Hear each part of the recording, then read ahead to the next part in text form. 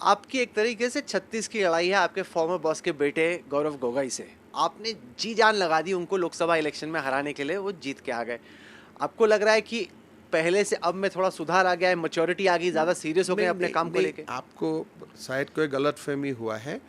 Assam has registered the सबसे बड़ा victory Lok Sabha में बीजेपी को असम से ही नहीं, मैं मिला है। उनकी सीट की बात कर रहा देखिए, आप 126 सीट में अगर मैं 125 में जीतूँ और आप एक सीट का बात करके if you try to demean me, वो तो नहीं होते हैं। तो Assam has got highest ever victory. हम 14 सीट में 11 सीट मिले। अगर कहीं में एक बंदा जीता भी है, जीतना सही है। Without opposition how you can run A state.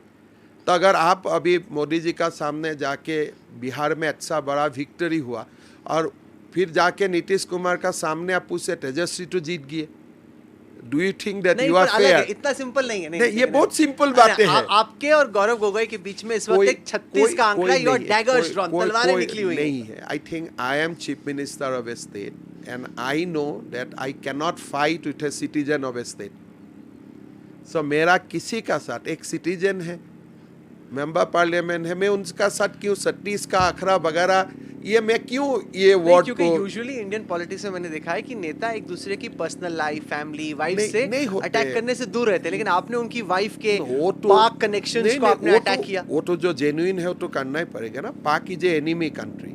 If you would have been linked to some industry I would not have raised. If he would have linked to some capitalist person in country, I would not have raised.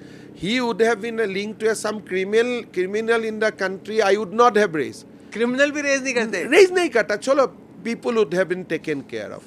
But जब एक enemy country का साथ आपका link होते हैं, and if I do not raise it, and if I do not forward it to the government of India, I as a chief minister, I will be actually doing disservice to the constitution of India, to the security of the country.